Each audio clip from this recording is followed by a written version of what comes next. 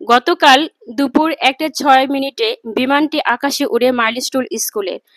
ছোট ছোট বাচ্চাগুলো তখন ক্লাস করছিল। তাদের চোখে মুখে মনে ছিল রঙিন স্বপ্ন, বড় হয়ে হবে ডাক্তার, ইঞ্জিনিয়ার, পাইলট। তবে তাদের অজানা ছিল সেই পাইলটের কারণে তাদের জীবন চলে যাবে। বিমানটি 1:12 বিধ্বস্ত হয়। বিমানটি 35 বছর আগের বিমান ছিল, যার মেয়াদ 12 বছর আগে শেষ হয়ে গেছে।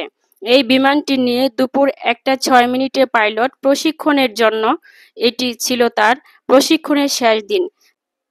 যদি সে বিমানটি নিয়ে সফলভাবে মাটিতে নামতে পারত তবে সে পাইলট হিসেবে সার্টিফাইড হতো।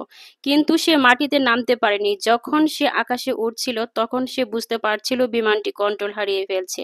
তখন কন্ট্রোল রুমে জানিয়েছে, কন্ট্রোল রুম থেকে বলা হয়েছে রিজেক্ট করার জন্য। সে বিমান থেকে ঝাঁপ দেয়নি, সে চেষ্টা করছিল, কিন্তু নিয়ন্ত্রণ হারিয়ে বিমানটি স্কুলের ছাদে পড়ে যায়। ওই ক্লাসে ছাত্রছাত্রী ছিল আনুমানিক 100 থেকে 150 জন। মুহূর্তের মধ্যে 25 জন প্রাণ হারায়। আহতের সংখ্যা দাঁড়ায় 200 এর অধিক। তখন পাইলট জীবিত ছিল।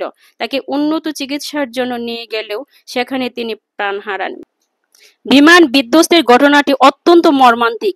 যখন ছোট ছোট বাচ্চাগুলো বাঁচার আকুতিতে মাঠে দৌড়াচ্ছেন ঝলসে যাওয়া দেহ নিয়ে, তখন আইনশৃঙ্খলা বাহিনী থেকে শুরু করে প্রত্যেকটি রাজনৈতিক দলগুলো চলে আসে তাদের দেখার জন্য। তবে এখানেও কিছু সমস্যা রয়েছে। একজন রাজনীতি নেতার সঙ্গে রয়েছে শতজন। এভাবে বিভিন্ন রাজনীতি নেতারা গিয়ে ভিড় জমানোর কারণে উদ্ধারকর্মীরা আহত নিহত দেখে উদ্ধার কাজে বাধাগ্রস্ত হচ্ছে। এই ধরনের রাজনীতির হাত থেকে মানুষ কবে মুক্তি পাবে? যেখানে নিহত ও আহত স্বজনদের আহাজারিতে মাইলস্টোন স্কুলের আকাশ বাতাস বাড়ি হয়ে গেছে, সেখানে তাদের রাজনীতির বিস্তার ঘটাতে অপরাজনীতি করছে। কবে দেশের মানুষগুলো অপরাজনীতি থেকে রক্ষা পাবে? আসলে 24-এর স্বাধীনতা কি মানুষের রক্তই চা?